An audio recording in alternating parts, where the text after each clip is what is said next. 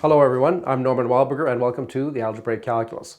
In today's video we're going to touch base with some physics, important ideas that intimately connect with calculus, and we're going to be centering around a resolution in the 17th century of what is probably the most important historical scientific question, which is how do you explain the motion of the planets in the night sky? This is a problem that has fascinated mankind for thousands of years. And it's absolutely remarkable that in the 17th century, this was resolved and that calculus played a very important role. In some sense, this is really what put calculus on the map. It's also the start, arguably, of modern physics. And it's due to the work, combined efforts of a number of brilliant people, including Copernicus, Galileo, the astronomer Tycho Brahe, and Johann Kepler and Isaac Newton. Okay, so the story begins here for us with Kepler's laws. Johann Kepler lived from 1571 to 1630, and he established his laws of planetary motion, which described, for the first time, how the planets revolve around the sun. So this was in accord with Copernicus' heliocentric point of view. And the three laws are, first of all, that a planet going around the sun moves in an elliptical orbit with the sun at a focus. Okay, so we have the conic section orbit, and then the second law, the one that we're particularly interested in today, is that equal areas are swept out in equal times. And then the third law is a bit more complicated and relates the period, the time taken for a complete orbit, with the geometry of the ellipse. So the square of the period is proportional to the cube of the major semi-axis. So an ellipse will have an axis like this, a long kind of ellipse, and that'll be the semi-axis. So you take the cube of that, and that's proportional to the square of the period. So Johann Kepler was certainly one of the geniuses of his age. But he did sometimes make some mistakes. And it's quite interesting, the story of the second law and how did he go about discovering this law, or perhaps deducing it. So the story is that from the data, he observed that the velocities at the apsides of the orbit, so these are the nearest and furthest points. So in this diagram here, planets going around the sun, and here's where it's closest, let's say a distance of r1, and here's where it's furthest away, say a distance of r2, and this will be that semi-major axis. So the velocities here and here are things that he could deduce from the data, and he observed that, of course, this one's bigger than this one, but more precisely there was some kind of relationship between them. In fact, there was a constant, k, so that the velocities, absolute value, or the speed, were basically inversely proportional to the radii. Okay, so this is an observation that he made for the planet in these two special positions, and from that he rather courageously and incorrectly, unfortunately, deduced that this probably held for a general point. In other words, he mistakenly thought that if you're at a general point on the orbit and you're at a position or distance r from the sun, you have velocity v, that the speed at that point will also be k over r, k the same constant. Now in presenting this particular story here, I'm following C.H.Edwards' very nice book, The Historical Development of the Calculus, which is a lovely book and a great source of all kinds of information. So he explains this story, and he also references some other people's work. So Kepler's thinking was in this direction now, towards this second law. So Kepler said, all right, let's have a look at the orbit, a piece of the orbit. And let's divide this thing up into lots of little segments of equal length. Okay, so we'll divide the arc PQ into a large number of equal length subarcs. And they'll all have length delta S. Okay, so suppose this is the position P sub I. We're starting at P sub 1 going up to, say, some P sub n plus 1. So here's some little piece from P sub I to P sub I plus 1. This little change in position here, and that has length delta s. So if we denote by vi the velocity absolute value, in other words, the speed at the point pi, and let's denote by ti the time to traverse the ith arc. So to go from here to here, it's time t sub I. Those times are not necessarily all the same. The arcs have the same length, but the speed is typically changing, so it's going to take different times. Okay, what's the total time? So the total time taken for this arc will be the sum of all the individual times. Okay, and what does an individual time like ti look like? Or how do we compute it? Well, if velocity equals distance over time, then time equals distance over velocity. Time equals distance over velocity. So here we're replacing the t sub I with the distance, which is the delta s, divided by the velocity here, which we're supposing is v sub I. Okay, so that's an expression for the total time taken for this arc. But now remember, Kepler has this idea that he understands how v sub I is related to the radius. V sub I is some constant k divided by r sub I, the length to the sun, the radius. Now we know this is not correct, or at least I've told you that it's not correct, but this is what Kepler believed. So then he took this and plugged it in here. So if you put the vi, replace it with k over ri, then the k will come out front. There will be a delta s, we're assuming they're all the same, so that can come out of the summation as well. And then what's left here are just the ri's. The vi is replaced by k over ri, so the ri comes up in the numerator. So our expression for time is there's some constant 1 over k, and then there's that small common length delta s, and then the sum of all the ri's. And now Kepler says, the sum of all the ri's, so all these little ri's, we're going to add them all up. What do we get? Well, we're multiplying all of those ri's times the corresponding thing. So we're multiplying this ri times that change in s. We're multiplying the next ri plus 1 times the change in s, and so on. So a lot of little products of radii times lengths. And he said, okay, well, that's going to be probably the area. And I will read from Edwards here. This is a quote from Kepler. So here's Kepler. Since I was aware that there exists an infinite number of points on the orbit, and accordingly an infinite number of distances from the sun, the idea occurred to me that the sum of these distances is contained in the area of the orbit. For I remember that in the same manner, Archimedes too divided the circle into an infinite number of triangles. So what Kepler is no doubt thinking about is an argument that's something like this, that actually goes back to the ancient Greeks before Archimedes' time. That if you're interested in a circle like this, and you're interested in the area and the circumference, and you make a little triangle centered here, there's a little isosceles triangle, both sides are the radius of the circle, and there's some little delta s here, this length over here.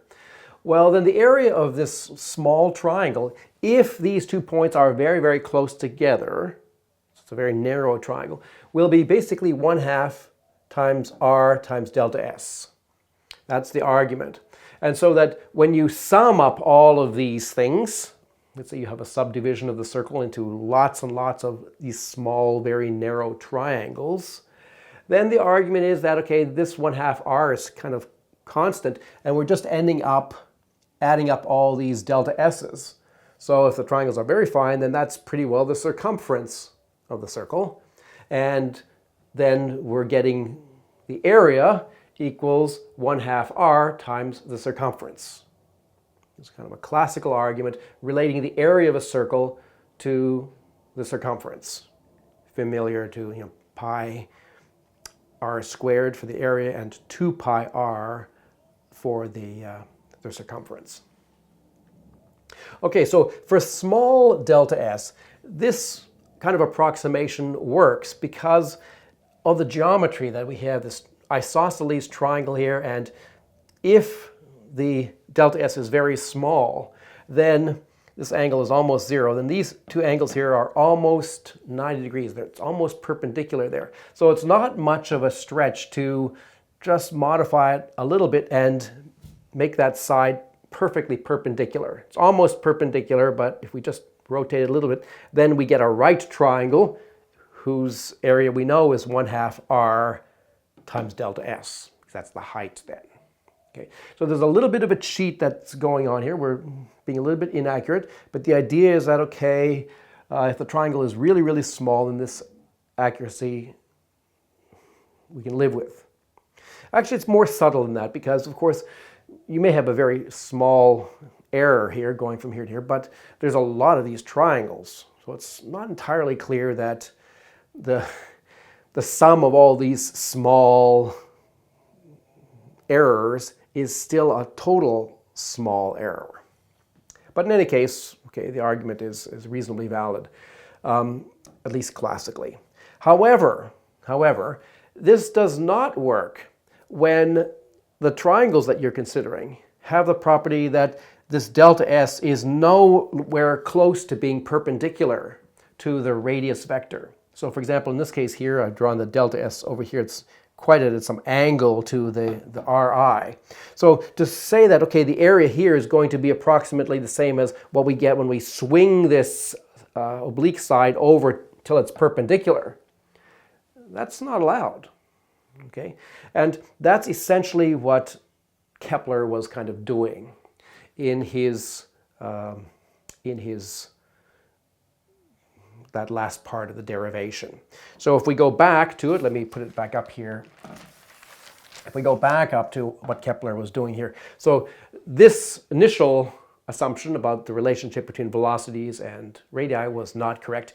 And this argument to go from these products Ri's to delta S's, when you have an orbit which is not circular, a general kind of orbit, to go from this to the area is also logically not really correct.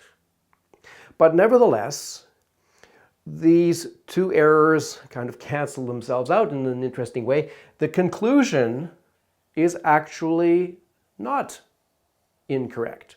The conclusion that the area of this thing is proportional to the time is actually correct. That's the second law. That is actually a correct law. So Kepler was kind of lucky perhaps, but maybe he was also guided by his intuition. So there may have been other thinking going on here. But in any case, one way or the other, he obtained this important idea that the area swept out by a particle will be proportional to the time taken. Equal areas in equal times. That is a correct law, even though the way he got it was rather dodgy. Okay, so very dramatically, Kepler's three laws were ultimately explained by Newton. And Newton showed that they were consequences of ultimately fundamental and elegant mathematical laws. And the first one was his famous second law of motion, Newton's second law of motion, which is that the force equals the mass times the acceleration. And, okay, so let me remind you what that is. So here's a particle that's moving. To make it a little bit more interesting, I've put in two suns. So this is a particle that's feeling the attraction of two bodies.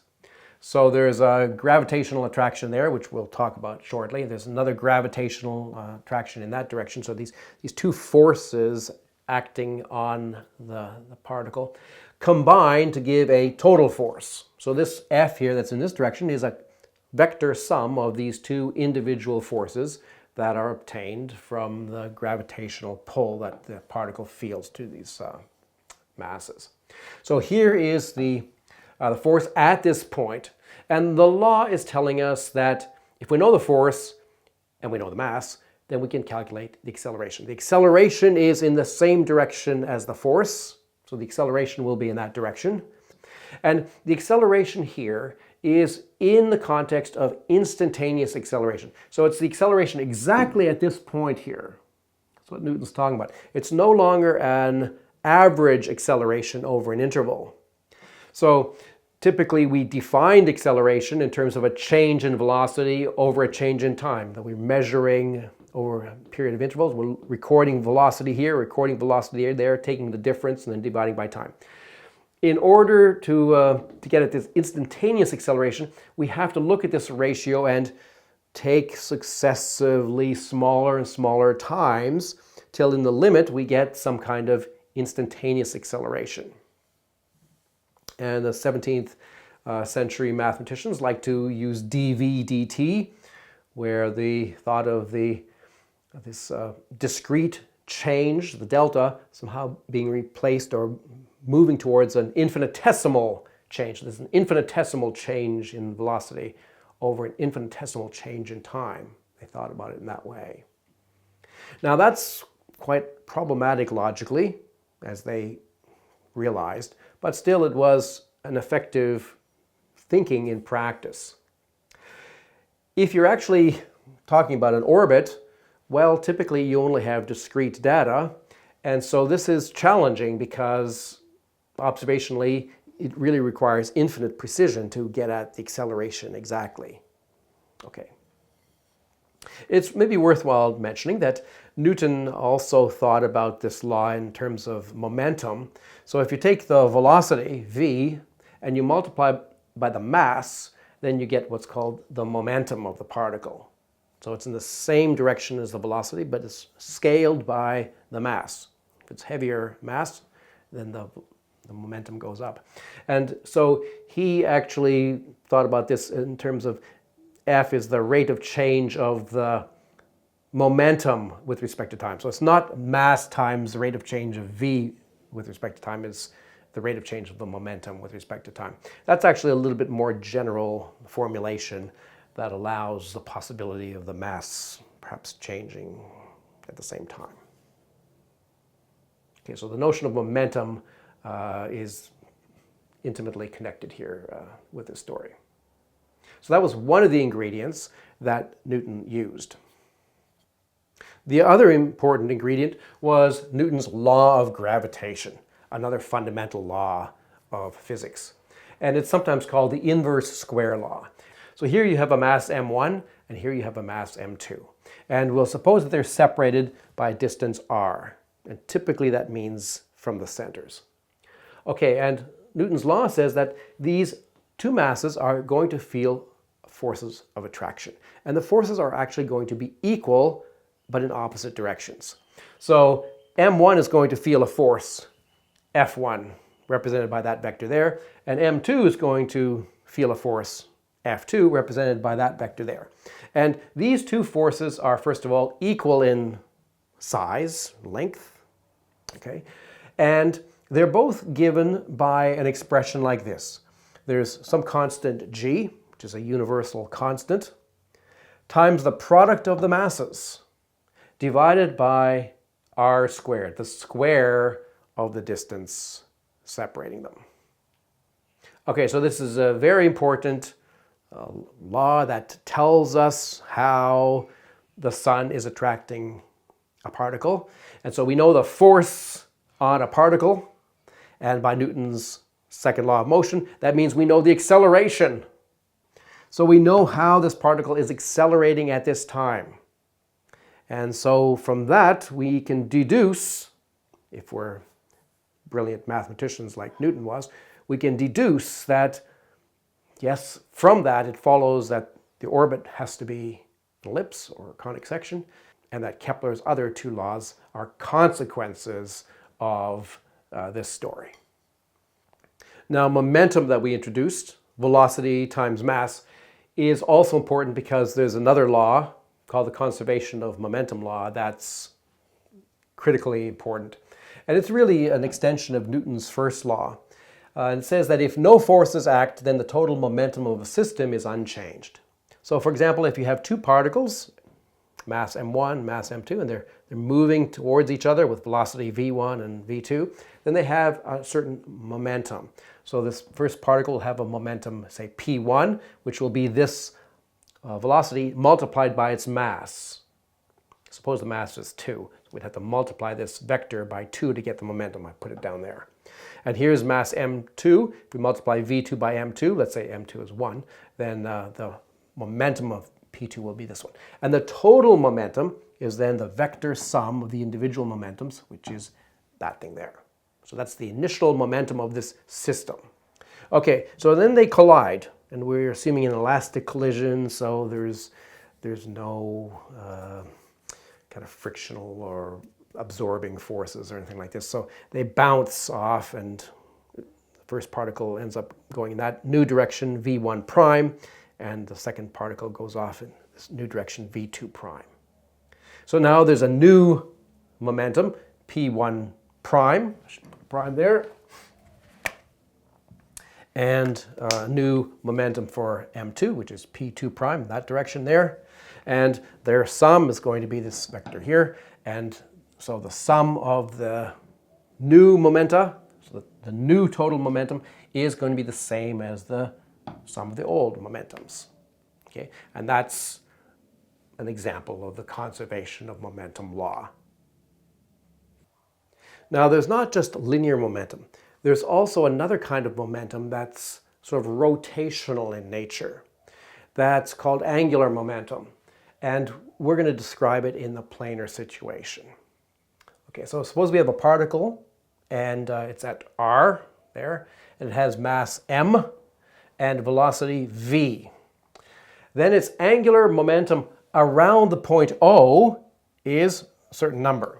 So the ingredients are, we have a point O. That doesn't have to be a particle here. It can just be a point.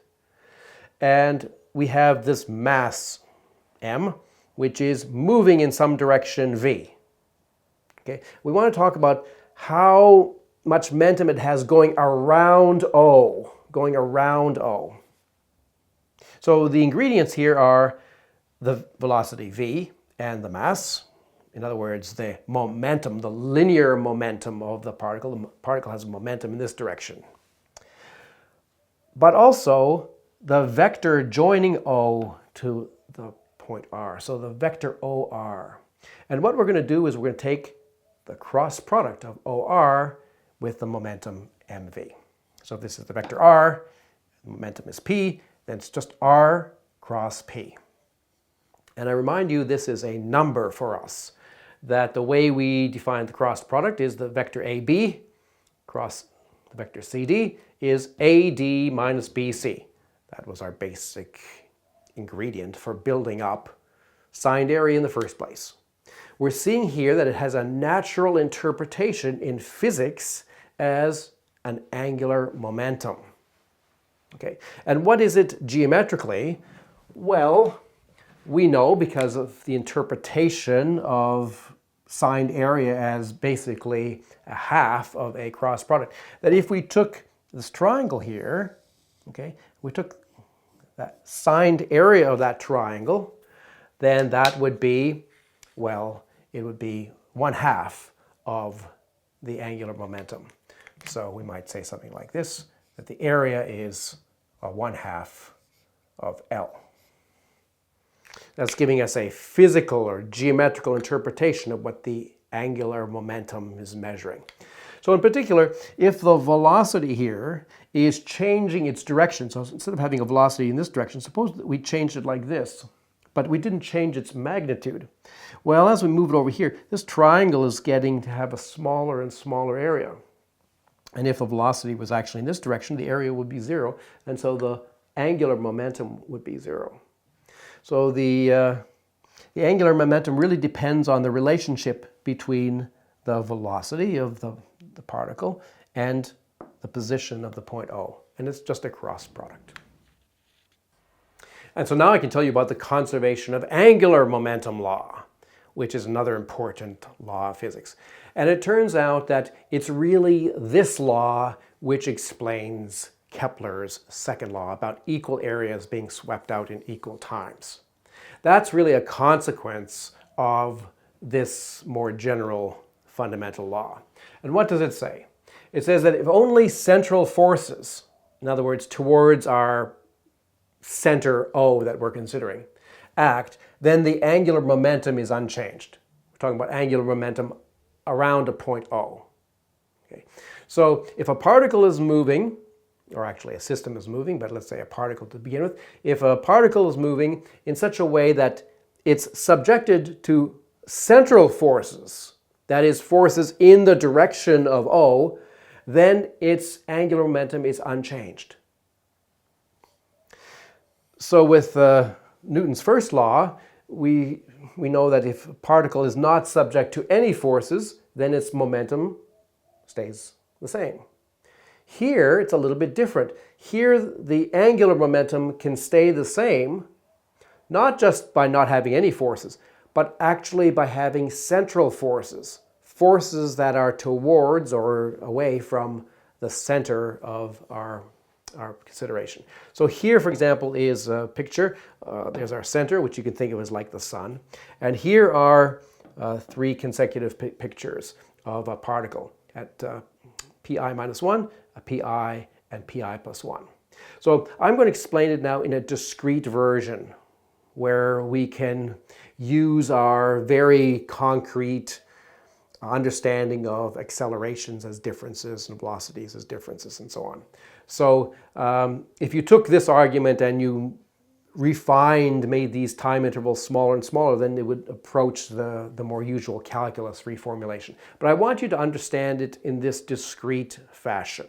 Okay, so we're assuming we have regular time intervals. We're photographing this thing at regularly spaced time intervals, t1, t2, up to ti minus 1 where we're there, ti when we're there, and ti plus 1 when we're there. Okay, and we'll suppose that the velocity going from here to here, this is a discrete situation, so this velocity, we'll call it v sub I minus 1, is the change in position divided by the time. So here we're thinking of these time intervals as being separated by 1. That's a convenient normalization of our time. So that's actually the velocity vi minus 1. And there's the velocity vi as the particle goes from pi to pi plus 1, also in unit time interval. Now, these velocities are not the same. They've changed. Vi has changed from vi minus 1. And we're going to assume that the change in the velocities is in the direction of the vector to the central point O. Okay, so this is the vector Ri. We're going to assume that the difference between Vi and Vi minus 1 is some multiple lambda of Ri. That's telling us that the acceleration is in the direction of the vector OPI. Actually, minus OPI in this picture.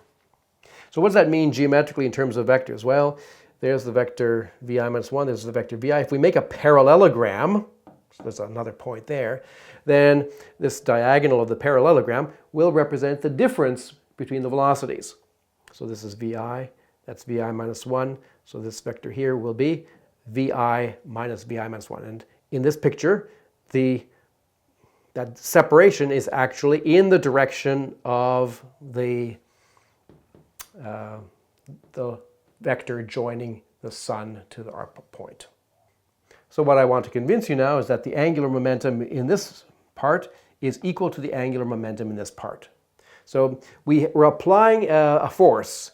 The force gives the particle an acceleration, but we're assuming that that acceleration is exactly in this central direction. That's what this assumption is. So that the change in velocity is in the direction of O. It's like a cord. We're pulling the particle, okay? Or like a gravitational field. It's pulling. So instead of this thing just carrying on like this, it bends. Okay, so suppose we calculate some angular momenta. So in this range here, L sub I minus 1, in this triangle here, what's the definition of the angular momentum? Well, it's Ri minus 1 cross Vi minus 1, right? Position vector cross the velocity vector. And, okay, there's a mass m, we'll assume our mass is 1 so that we don't have to worry about that. Okay, so Ri minus 1 cross Vi minus 1. That's more or less, up to a factor of 2, the signed area of this triangle. And we know the way cross products work is that this signed area can be computed as this cross this, but it can also be computed as this cross this, or it also can be computed as this across this. Remember these three sort of equivalent ways that go around the triangle, three different ways of calculating that cross product, or the signed area. So that means this cross product is the same as the VI minus 1 cross this negative RI. And then if we use the interchange property of the cross product, we interchange the order and it introduces a negative sign, then that will exactly get rid of the negative sign that we've introduced there. And we'll get RI cross VI minus 1. So we've gone from RI minus 1 to RI. And now the VI minus 1, we're going to replace it with VI using this expression here. So VI minus 1, if we bring that to the other side, it will be VI minus lambda RI. Okay, but now when we do the cross product, it's linear. So the RI cross the lambda RI will be 0 because a vector crossed itself is always 0. So this second term disappears and we just get RI cross VI. RI cross VI, which is the angular momentum in this area. So this is a very simple demonstration that if you have a central force which is changing the velocity, pulling the velocity in towards the sun or wherever the center of motion is that you're considering, then the angular momentum is not going to change. The angular momentum on this side equals the angular momentum on this side. The particle is changing its velocity, but the angular momentum is the same. The areas swept out are the same. It's exactly Kepler's second law. So in fact, this is not a consequence of the full law of gravitation of Newton. It's not a consequence of that. We do not need an inverse square law for this second of Kepler's laws to hold. It's just a consequence of the conservation of angular momentum, which is a direct consequence of the fact that the gravitational force is central. It's pulling towards the sun. So even if it was an inverse cubed law or some other more complicated dependence on the radius, the angular momentum would still be preserved and equal areas would still be swept out in equal times. So interesting stuff. So we've connected a little bit with some physics, introduced some ideas that, it's separate from the mathematics, but it's important to make contact with that. We're going to want that the calculus that we develop is something that the physicists can use. So there's much to learn. I'm Norman Wahlberger. Thanks for listening.